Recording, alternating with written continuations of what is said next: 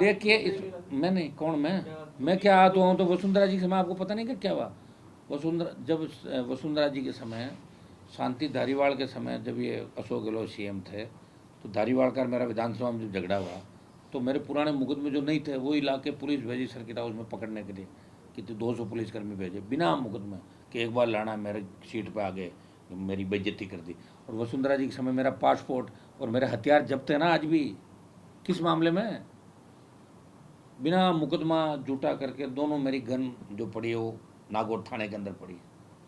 मैं प्रिविलेज लगा रहा हूँ कलेक्टर और उनके खिलाफ। एक तरफ तो सरकार कह रही है कि हनुमान बेनीवाल को थ्रेट है, उसको हम सुरक्षा दे रहे हैं, और दूसरी तरफ कह रही है कि उनके हथियार जब्त पड़े बिना मामले। संभाग आयुक्त ने कह दिया कि लाइसेंस सस्पेंड कर ही नहीं सकते, गलत तरीके से लाइसेंस सस्पेंड किया। एक सांसद को रेड पासपोर्ट और इमीडिएट लाइसेंस आज मैं अप्लाई करूँ, शाम तक देना होगा, ये हमारा विशेषाधिकार है। रेड पासपोर्ट पूरे परिवार को और लाइसेंस।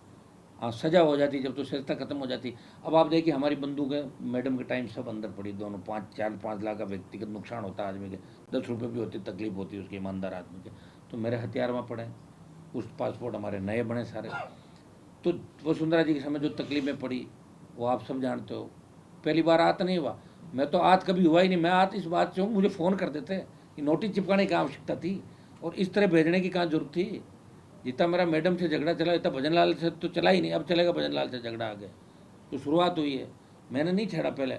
और जो मैं बयान दे रहा हूँ बार बार क्या साहब आपने बयान ये दे दिया कि चड्डा धो दिया, ये धो दिया। यार आप एक बात बताओ, आप क्या मतलब, हम अंदर की बात पार्टी का, इस पार्टी का में मेरा आना जाना था तो मैं बीजेपी में था ना पहले। और मैंने तो इस जब 19 में अलाइंस किया, वसुंधरा राजस्थान की नेता थी और मैंने इस शर्त रखी कि वसुंधरा के पास बैठ के अलाइंस नहीं करूँगा, 1 घंटा ये नहीं होनी चाहिए। आप बताओ ऐसी कोई शर्तें रख सकता है? और वोट जब बीजेपी को चाहिए था मान ली मेरी सर, और वसुंधरा जी आप कर रहे हो अभी, हनुमान जी आज आपसे नहीं मिलेंगे। इज्जत के साथ रहा हूँ, जहाँ स्वाभिमान मेरे लिए सब कुछ है। मैं उन नेताओं में से नहीं हूँ जो जिनके पीछे भजनलाल जी घूमते थे, आज हार गए, वो भजनलाल जी के पीछे पीछे घूम रहे हैं। अरे सर प्लीज़ मेरे बर्थडे में आओ, अरे सर प्लीज़ हाथ जोड़ रहे हैं। उन नेताओं में हनुमान बेनीवाल नहीं, ठीक है। वो इज्जत के साथ जिएगा और इज्जत के साथ ही जाएगा और सम्मान के साथ। देश में ऐसे ही सम्मान थोड़ी बढ़ा, लोगों को तो कोटपुतली का आगे नहीं जानते राजस्थान वालों को, पूरा देश यूँ थोड़ी जानता हमारे को। कुछ किया तभी तो जान रहा है, त्याग समर्पण किया, अग्निवीर का आंदोलन, किसान के लिए सत्ता छोड़ना। लोग मोटरसाइकिल या अपने गाड़ी की सीट नहीं छोड़ते किसी के लिए। ने सत्ता को ठोकर मारी, कितनी बार मारी, और इन नोटिसों की मैं परवाह नहीं करता। और मेरे यहाँ जयपुर शहर मेरा ये यहीं पढ़ा लिखा, यहीं जब मैं रहता ही नहीं हूँ, सर्किट हाउस में पढ़ा, खोला कमरा, चालू की जन सुनवाई, पूरा लोन वोन चाय पानी आराम से आ जाएगी। लेकिन मुद्दा इस बात का है कि भजनलाल जी ने ओछी हरकत की, और भजनलाल जी के आसपास के लोग अगर अच्छे होते और ये हल्की हरकत करते तो कोई दिक्कत नहीं। मैंने जो मुद्दे उठाए वो बीजेपी के मुद्दे थे तमाम, एसआई भर्ती, पेपर लीक, और ये जो मामले थे। मोदी ने यहाँ कहा कि पेपर माफिया को पकड़ेंगे, अमित शाह ने कहा। और दुख मुझे इस बात का है कि प्रधानमंत्री से मैंने समय मांगा, अभी तक उसका यही रिप्लाई मिला, गृह मंत्री इस मामले को देख रहे हैं, लेकिन दोबारा समय नहीं मिला। ये मुझे दुख भी है। और अब लोकसभा चलेगी तब तो एक बार तो लोकसभा को ठप करेंगे हम, चाहे कुछ ही परिणाम हो। एक बार अकेला रोकूंगा लोकसभा को चलते हुए, आप देखना कि पहले भी किया और भी करेंगे, बाहर आ जाएंगे ज़्यादा से ज़्यादा क्या। और वहाँ घर पे पुलिस भेज के नोटिस चिपकाया कि हनुमान जी के वहाँ, जब मैं वहाँ नहीं हूँ तो वहाँ जाके नोटिस चिपका के संदेश देना, देखो हम नोटिस दे दिया हनुमान बेनीवाल को। तो क्या सरकार मेरे से इतनी डर गई कि चोरी छुपे उनको जाना पड़ा? क्या सरकार इतनी डर गई कि मेरा बिजली का कनेक्शन काटने के लिए मेरी अनुपस्थिति के अंदर जाके चोरी छुपे काट दिया? ये मेरा सरकार से सवाल है। आखिर मेरी भी तो कुछ इज्जत होगी राजस्थान के अंदर, मुझे कह देते जो भी बात थी। और जब एससी की मीटिंग में ले रहा हूँ, मैं चेयरमैन हूँ, एससी 2 लाख रुपए लेके जा रहा है, मुझे रसीद दे रहा है, तो फिर क्या उसका कोई मायना नहीं? क्या भजनलाल सरकार के अंदर किसी चीज़ को है ही नहीं? तो आप तो चाहे जिसका एनकाउंटर कर दो पकड़ के ले जाके, फिर आम आदमी कैसे सुरक्षित होगा? जब हमारे जैसे व्यक्ति के साथ ये घटनाएं हो सकती है तो आप भूल जाना, किसी के घर पर बुलडोजर भी चल सकता है और किसी को मार देंगे, कोई बोलने वाला भी नहीं होगा राजस्थान के अंदर। वो आवाज़ भी हम ही उठा रहे हैं सारी के सारी। आप आवाज उठा रहे थे तब से, आपको बोल देते तो आप मैं कर देता वैसे ही, तो जब मेरा कोई रहता ही नहीं है ना। सुनो, ये तो पुखराज करेगा ना, ये तो पुखराज के नाम से है। तो पेंशन में से कट रहा है ना उसका किराया, नारायण की पेंशन में से किराया कट रहा है उसके 30,000। तो खाली कोई कब्जा करके थोड़ी बैठे हैं हम। कब्जा करके तो वो बैठते जो कुछ भी नहीं देते, कब्जा करके तो लोग सरकार में बैठ गए। कब्जा करके लोग जमीनों पर कब्जा करके बैठ के जयपुर कितनी जांच करी आपने बताओ मुझे, कितना अभियान चलाए भूमाफिया के खिलाफ।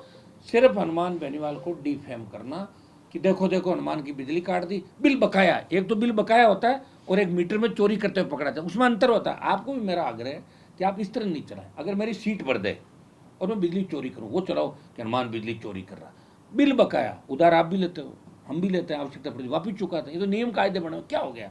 और अगर गलत मीटर में रीडिंग आएगी, बिल ज़्यादा आएगा तो हम सेटलमेंट में उसको रखेंगे, इसलिए सेटलमेंट बनाया। सब लोग सेटलमेंट की बात करते हैं, जो कर्जे से लेकर तमाम चीज़ें जुड़ी जाती, उसमें भी विशेष परिस्थितियों के अंदर सरकार मूलधन पे समझौते करती है। समझौता समिति हर जगह बनी है। तो 2 लाख रुपए एक सांसद दे रहा है जो डीईसी का चेयरमैन है समझौता समिति में रखने के लिए, और उसके बावजूद उसका कनेक्शन इस तरह काट देना, वो ये संदेश देना देखो देखो हम हनुमान जी का कनेक्शन काट गए। अब बीजेपी नहीं किया। यार आप समझ रहे हो, करने को तो बहुत कुछ कर लें। मैं मंत्री बन जाता ना दिल्ली में, मोदी जी को नहीं छोड़ता, मैं कैबिनेट मंत्री बनता, फिर मैं चार्टर लेके आता, पैसा कमाता, पार्टी खड़ी कर लेता, और कुछ कर लेता, या कोई और कुछ बनाता, लोगों को इकट्ठा करता, घोटाले घपले कर लेता, अरबों खरबों कम। मुझे नहीं करना है ना। अगर मान लो मैं संघर्ष नहीं करता तो राजस्थान में संघर्ष कौन करता, मिल के आना अलग बात है। अब हमारी डिमांड जो है वो ये है कि सरकार एक तो हमें पार्टी कार्यालय के लिए कोई मकान उपलब्ध कराए, उसका हम किराया देने को तैयार हैं। और जो नोटिस हमें दिए खाली करने के, वो तो ये पीछे से डाल के जाने चिपका दी, वो आवश्यकता नहीं थी ना। जब मैं फ़ोन पे ही तैयार हूँ किसी चीज़ के लिए तो नोटिस देने का मेरा मुद्दा कोई अब बंगला और ये है क्या? मेरा मुद्दा ये थोड़ा कि मैं सरकारी क्वार्टर रखूँगा। मेरा मुद्दा ऐसा ही भर्ती रद्द करो, आरपीएच का पुनर्गठन करो। मैं तो सड़क का आदमी हूँ, सड़क पे बैठूंगा मैं। आपके कहने में और भी आपको लग रहा है कि इस तरह का आपके पीछे पड़े जैसा आप बोल रहे हैं? हाँ, अगर कोई गलत काम करूँगा तो पक्का ही है, जैसे वो पकड़े गए ना बीएपी वाले। आपको मैंने उस समय नहीं कहा, मैंने कहा यहाँ सिर्फ फ़ोन टैपिंग से लेके सारे मामले राष्ट्रीय लोकतांत्रिक पार्टी को कमज़ोर करने के लिए, और बीएपी जो उभरती हुई पार्टी थी उसको कमज़ोर करने के लिए कार्रवाई करेंगे। मैं आपको 40 नाम बता दूं कांग्रेस बीजेपी के मंत्रियों के, एमएलएज के। अरे अखबार चैनल चलाने से डरते हैं कि हम तो नहीं चलाएंगे। फोन टेपिंग सुनिए मेरी बात, फ़ोन टैपिंग हो रहा है, मैं तो आपको ला के कागज़ पांडे पूरे दे दूँ, कुछ चलाए जब होगा ना, कोई छापो दे देंगे आपको सारे। और अब रेगुलर एक एक दिन 2-2 दिन छोड़ के हम प्रेस कॉन्फ्रेंस के माध्यम से हम हमारी बात करते रहेंगे। लेकिन अगर इतना पीछा कांग्रेस बीजेपी के विधायकों मंत्रियों का किया जाता, सशक्त लोकायुक्त अगर बन जाता 20 साल के अंदर, तो अपना भी सारा काम ठीक। क्या बीजेपी के विधायक नहीं चोरी करी आज तक? उससे पहले कितने विधायक और कितने क्या क्या लोग कर रहे हैं। जिस तरह हनुमान बेनीवाल का पीछा कर रहे हैं, यहाँ 20 आईएएस और ब्यूरोक्रेट्स होंगे जो कितना फ़ायदा उठा रहे होंगे सरकार का। क्या आपने जाँच करी? कोई नहीं करेगा। मैं तो पैसा दे रहा हूँ, किराया दे रहा हूँ, बैठा हूँ। लोग तो इलीगल तरीके से, मैंने आपको बताया इलीगल क्या, इलीगल वो है कि एक आदमी अपने पद का दुरुपयोग करते हुए 2 जगह फ़ायदा ले। कलेक्टर लग गया XYZ, और जयपुर में भी बंगला, जयपुर का बंगला भी सरकारी और कलेक्टर का भी सरकारी। तो किराए दे के तो कहीं ले लो फ्लैट, कौन मना करा है? मान लो ये खाली किया तो और कहीं ले लेंगे, 40,000 फ्लैट मिल जाएगा, 50,000 फ्लैट मिल जाएगा। लेकिन पार्टी कार्यालय नॉर्म्स के अनुसार सरकार को हमें अलॉट करना चाहिए, उसका किराया सरकार दे। क्योंकि बीजेपी खुद एक जो दान किए हुए, दान की, वरुण सिंह जी ने दान की बीजेपी को, और दान की हुई ज़मीन में बीजेपी रह रही है। ये दान था उनका, बड़ा मन था उनका, दे दिया। उनको पता था बाद में मिलेगा नहीं मिला, तो खुद ही कर दिया इनको। इनके लक्षण में पता था उनको कि नहीं कर पाएंगे, तो दे दिया उनको। तो दे दिया तो तुम क्या लोगों पर आरोप लगा रहे हो? तुम तो खुद सरकारी ज़मीन पे बैठे हो भाई। तो मुझे अलॉट करो सरकारी कार्यालय, मेरी पार्टी है, मान्यता प्राप्त पार्टी है, वो 29 तक रहेगी मान्यता प्राप्त। और इन छोटी पार्टियों का ध्यान रखो आप, क्योंकि छोटी पार्टी का ध्यान रहेगा तो 11 चले गए, और 4 जो 5 आए हैं वो भी रात के अंधेरे में बात करी उन्होंने बेचारों ने। वहाँ मैं जाता तो उनको और चिपका देता, 4-5 को नहीं चिपकाया मैंने। मैं भी अलग तरीके से चलता हूँ, जो मदद मांगता मदद करता हूँ उनकी। हाँ, तो 11 नोटिस किस चीज़ का? मैं तो रह ही नहीं रहा हूँ ना वहाँ, तो नोटिस ऐसे आते रहते हैं, चलते रहते हैं। मैं जिस घर में रहूँ वहाँ मेरा नोटिस हो, जब तुम मानो मैं घर में जाऊँ, मुझे घर खाली करना हो तो खाली पड़ा घर है, मतलब मेरा स्टाफ रहता है। क्या है वहाँ पर नोटिस का, बताओ मुझे। ये कोई मुद्दा नहीं है, और ये कोई संपत्तियाँ मेरी नहीं है, संपत्तियाँ मेरी नहीं है, कि ये तो मुद्दा ही नहीं है कि खाली करना कि नहीं करना, ये तो कभी नौबत ही नहीं आई। ये बात तो जब होती ना, जब कभी चैलेंज हो जाता है खाली करना कि नहीं करना। जब मैं रह ही नहीं रहा हूँ, वो तो खाली है ऑटोमेटिक। जो मुझे मेरे नाम से नोटिस दिया वो तो खाली है, इन दोनों और ये तो पुखराज गर्ग के नाम से है। वो जब चाहे खाली करे, उसको कौन रोक रहा है? वो तो नाम से ही उसका है। और उसके लिए कोई बात हुई तो बात कर लेंगे हम, जो भी होगी। लेकिन मैं सरकार से मेरा ये है कि आपने हमें पार्टी कार्यालय क्यों नहीं दिया? जब बीजेपी अगर इतनी साहूकार है तो भारतीय जनता पार्टी को खुद का ऑफिस छोड़ना चाहिए। जो सरकारी रेट पे भैरों सिंह जी ने इनको 2 रुपये में अलॉट किया था, 2 रुपये में दिया था बेचारों को। तो 2 रुपये में आप 2 छोड़ो, मेरे को उससे 1000 गुना ले लो, मैं चलो करो अलॉट। ये भी तो सरकारी है ज़मीन, सरकारी ज़मीन में बीजेपी कार्यालय चल रहा है। कितनी बार सत्ता में रही, तो बीजेपी को सोचना चाहिए। मैं सत्ता में थोड़े रहा हूँ, मैं तो इस मरे हुए पॉलिटिकल रूप से जो मरा हुआ प्रदेश है इसमें लोगों के अंदर जान फूंक रहा हूँ। तकलीफ में सब लोग हैं, सड़क पर टोल देंगे, थाने में बेइज्जती कराएंगे, बजरी वाले जूते मारेंगे, सब कुछ करेंगे, शराब ठेकेदार मारेंगे। आप देखिए जिस तरह की घटनाएं राजस्थान के अंदर हो रही है महिला उत्पीड़न से लेके, मैं कह रहा हूँ कौन सुरक्षित है? एक आपका जमाना था पत्रकारों का, सीएम और गवर्नर हाउस के बाहर आप आराम से आ जा सकते थे, कौन आने देता आपको? बताओ, 1 किलोमीटर बाहर धूप में खड़ा करता है। तो आपकी भी आवाज़ हम ही बन रहे हैं। लोकतंत्र के चौथे स्तंभ को भी अपनी आवाज़ बनने से रोका जा रहा है।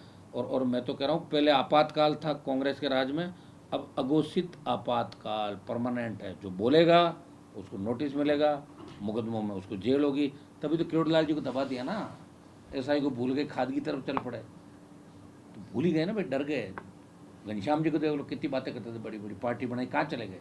कहाँ गए घनश्याम तिवाड़ी, बताओ मुझे? सेट हो गए ना। तो यहाँ तमाम लोग सेट हो गए। मदन राठौड़ जब पिछली बार कुछ नहीं थे, जब कैसे बातें करके मेरे से मिलते थे, किन किन तरह की बातें करते थे, सारी बातें थोड़ी बताऊंगा मैं आपको। और अब जाके सेट हो गए, हनुमान जी को ज्ञान दे रहे हैं कि नकारात्मक राजनीति करें। सकारात्मक कौन सी आप बता दो, वो कर लूँगा मैं।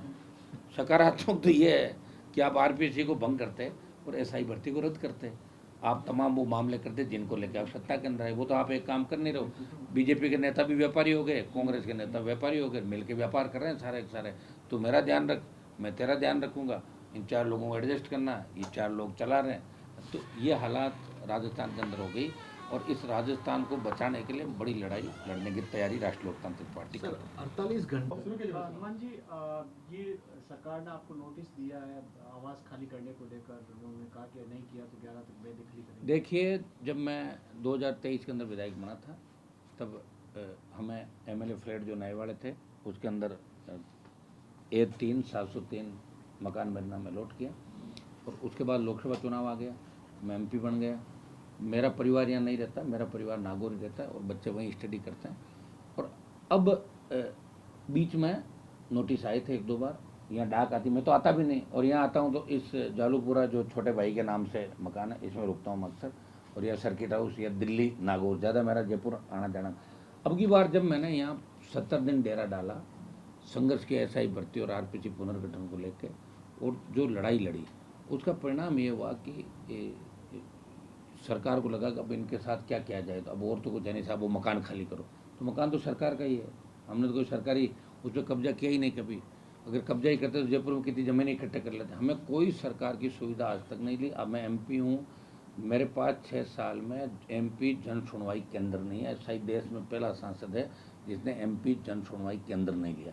मतलब 40,000 रुपये महीने के बचा रहा हूँ सरकार को, बिजली के, उस व्यवस्था के, चाय पानी के। जो एमपी को एक पीए मिलता है, एक स्टेनो मिलता है, एक पियोन मिलता है। वो पीए मेरे पिछले 5 साल पीए रखा था मेरा, 3 साल बाद दिया था।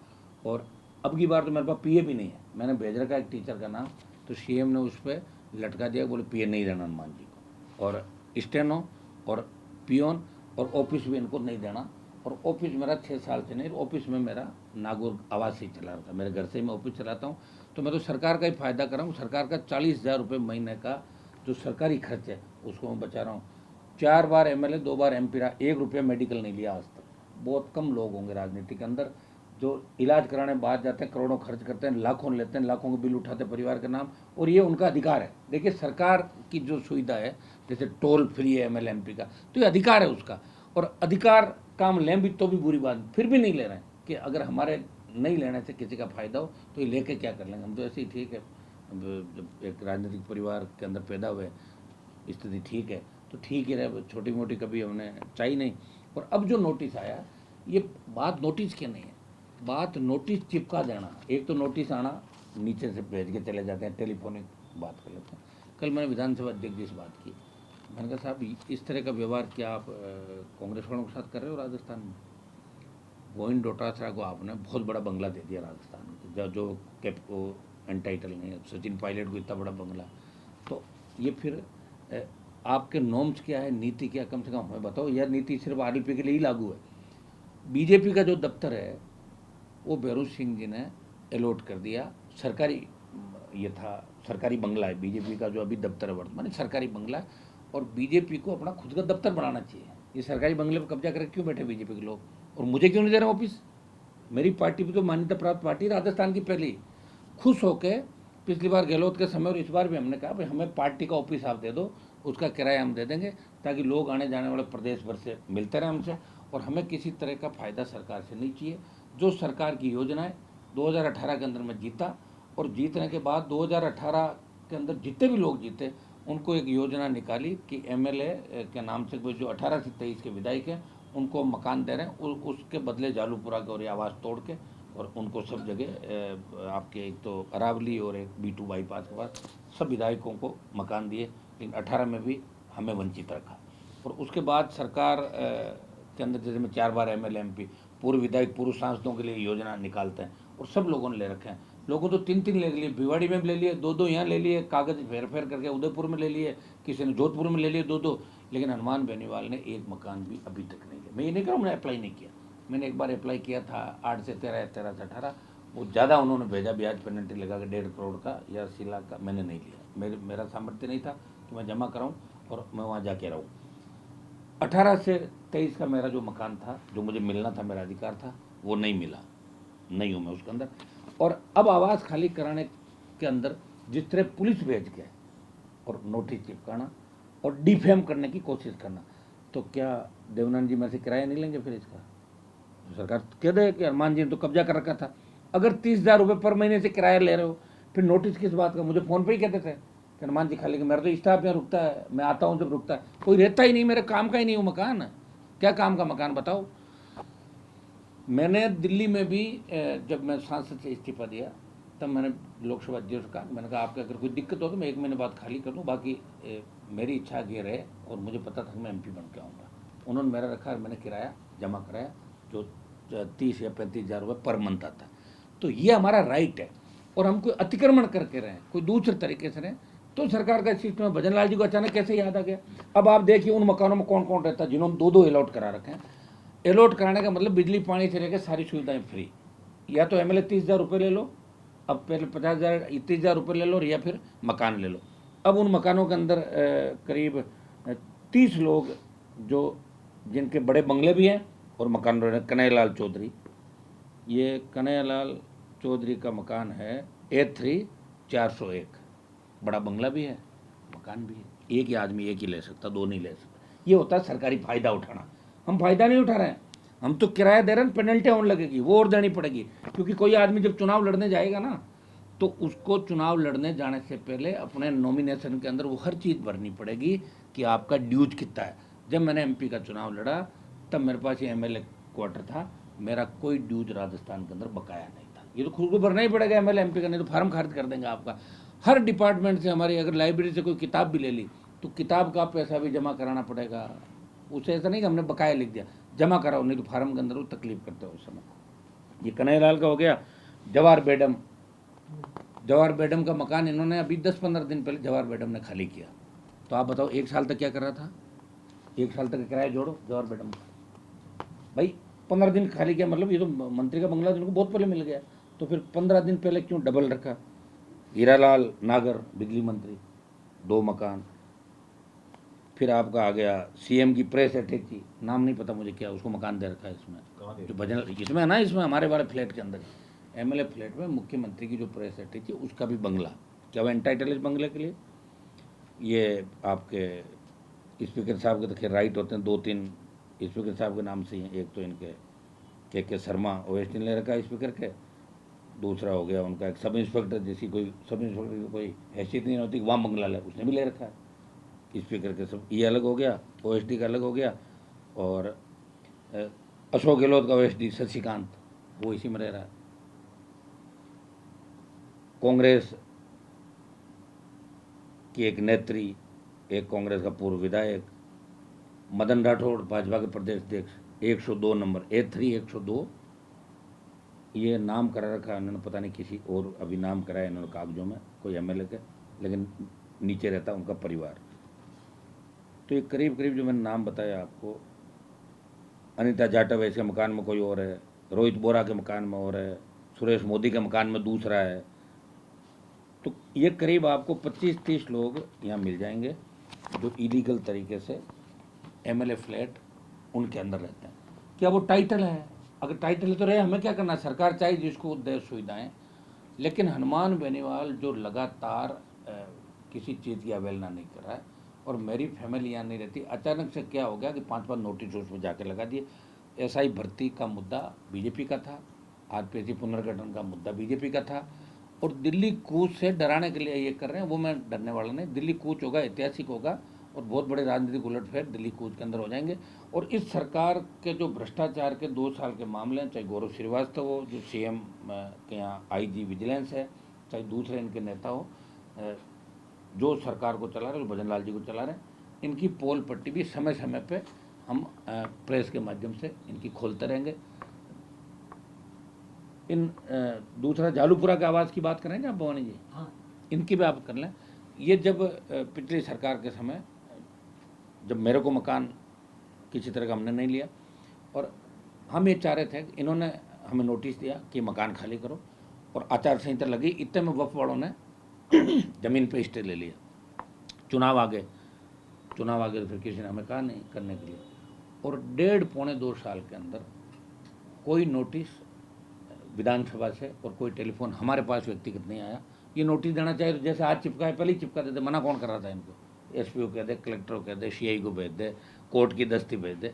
अब इन दोनों का भी, ये पुखराज गर्ग जो मेरे एमएलए थे उनके नाम, और वो छोटे भाई नारायण के नाम जुदाई थे, ये दोनों, इनका भी बिजली का बिल और पैसा रेगुलर हम लगातार भर रहे हैं, और आवश्यकता पड़ी करते रहें, क्योंकि हमें पता है कि जब जेडीए और सरकार के बीच, जेडीए और ये इनके गवर्नमेंट ने जो किया कि यहाँ की ज़मीन जेडीए को देके और उनके बदले में वहाँ मकान बनाए, इनको बेचेगी सरकार, तो हमें रहने का कोई औचित्य भी नहीं।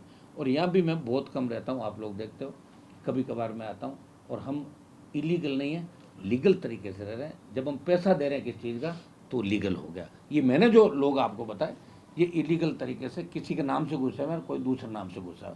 ये मेरी पार्टी के दफ्तर हैं, ये आवास नहीं है, और पार्टी के दफ्तर में मेरे पूर्व विधायकों का नाम है। तो कोई नई बात इसके अंदर रही नहीं कि नोटिस देना सरकार का काम है। भजन लाल जी नोटिस इसलिए दे रहे हैं कि हनुमान जी मेरे से बात करें। मैं भजन लाल जी इस जन्म में छोड़ के 7 जन्म बात नहीं करूँ। जब मैंने वसुंधरा को भगा दिया राजस्थान से, भजन लाल क्या बेचते हैं आप भी जानते हो सारी चीज़ें। हाँ, ये सही है कि राजस्थान में नेता लड़ने वाले नहीं रहे, कमज़ोर हो गए, प्रॉपर्टी का काम कर रहे हैं, व्यापार कर रहे हैं, और तरह तरह के लोग राजनीति के अंदर आ गए। ये दुर्भाग्य राजस्थान का, लेकिन हमारा संघर्ष जारी रहेगा। चाहे बिजली के कनेक्शन काटे, बिजली का कनेक्शन भी काटा था, आप सबको पता, 2 लाख रुपए एक सांसद जो डीसी का चेयरमैन, डिस्ट्रिक्ट इलेक्ट्रिक कमेटी का, जो केंद्र सरकार ने बनाई, मोदी सरकार ने, डीसी डिस्ट्रिक्ट इलेक्ट्रिक कमेटी, उसका चेयरमैन सांसद को बनाया। कलेक्टर सेक्रेटरी है, डीसा का चेयरमैन हूँ मैं, जेजेएम का चेयरमैन, रोड सेफ्टी का चेयरमैन सांसद, और सांसद के घर पे जाऊँ ऐसी एक्शन और इनकी बैठक लेता है, क्योंकि उसके बाद खुद सरकारी कार्यालय नहीं है, इसलिए वो अपने घर से कार्यालय चला के और सरकार का पैसा बचा रहा है। और वहाँ आप चोरों की तरह आते हो, और जब उसका परिवार वहाँ नहीं रहता, चोर की तरह 10 गाड़ी भर के आना और पोल से कनेक्शन काट के भाग जाना, ये कोई मर्दानगी नहीं है। मार्च में 2 लाख रुपए मैंने जमा कराए, और 2 लाख रुपए जो जमा कराए वो रसीद मैंने आप सबको परसों सब लोगों को बता दी थी। 27 मार्च को पैसा जमा कराया, फिर मैंने एमडी को 15 दिन पहले फ़ोन आया, एमडी को और भेजा। मैंने कहा एमडी साहब इसका कर कुर के नक्की करो, क्योंकि ये जो बिल आप बता रहे हो ये तो बहुत ज़्यादा है, और 4-5 साल से एक साथ ये बिल जमा कराते हैं, कोई मांगने नहीं आता, तो बहुत साथ ही कराएंगे ना जमा। एक साथ कराते तो हम सोचते हैं एक साथ सारा हो गया। और जितना ये कहते हैं आप, वो तो उठा के देख लूँगा रिकॉर्ड, जब मैं 8 से 18 एमएलए था, कितना पैसा इसका जमा कराया, इसका कितना कराया। अब आप सारे, आपको रिकॉर्डेड चीज़ें तो ऑनलाइन मिल जाएगा सारा का सारा। तो मेरा सरकार पे आरोप है कि दिल्ली कूच से और मेरे से घबरा के सरकार ने इस तरह की हरकतें करी। जिस तरह भाजपा प्रदेश अध्यक्ष के बयान आ रहे हैं, आप देखो भाजपा प्रदेश अध्यक्ष ये वही तो है जो मेरे से टाइम मांगते थे, ये वो नया थोड़े हो। मैं सत्ता में शामिल नहीं होना चाहता। सत्ता तो मेरे पीछे दौड़ रही है इस तरह कि आओ हनुमान जी सवारी करो हमारी। मैं सत्ता की सवारी नहीं कर रहा हूँ। मैं चाहता हूँ राजस्थान में जवान किसान की सरकार बने, और ऐसी सरकार बने जो फैसले हम खुद ले सकें। आज मदन राठौड़ बना, कलेक्टर थोड़ी लगा सकता राजस्थान में, हमें पता है स्थिति क्या है। हाँ, कॉन्स्टिट्यूंसी का एक नेता साबित कर दिया उनको, CI डिप्टी 2 लगा लो, इसके अलावा क्या है। देखे मैं मेरे सारे नेताओं को एक से एक। तो मेरा सरकार पर आरोप है कि सरकार इस तरह की जो हरकतें कर रही है वो हनुमान बेनीवाल को डिफेम करने के लिए, और चूँकि मुख्यमंत्री और अभी जो वक्फ का बिल था दिल्ली के अंदर, कांग्रेस के लोग तो बोले नहीं थे, छुप गए थे, राजस्थान की तरफ से मैं ही बोल रहा था। तो बोलूँगा मैं, जिनके साथ में रहता हूँ उनके साथ मजबूती से रहता हूँ, और जिनका विरोध करता हूँ उनका मजबूती से करता हूँ। जिन नेताओं को मैंने राजस्थान में विरोध किया उनके सामने जाके आप मेरा नाम ले लेना, अगर मेरे बारे में एक शब्द बोल दे तो मुझे वापस बता देना। उनको उनके रास्ते भी दिखाए, और सारा काम लगातार। एक व्यक्ति 70 दिन से यहाँ पे बैठा है, जेल भरो आंदोलन, 1 लाख से ज़्यादा जवानों की रैली, और यहाँ जो डॉक्टर राकेश को न्याय दिलाने के साथ तमाम मुद्दे आप देखते हो, हज़ारों लोग मेरे से मिलने आते हैं। ये जहाँ मैं बैठा हूँ, ये एक तरीके से राजस्थान के आखिरी उम्मीद के रूप में लागते, हनुमान जी के पास जाएंगे तो हमें न्याय मिलेगा।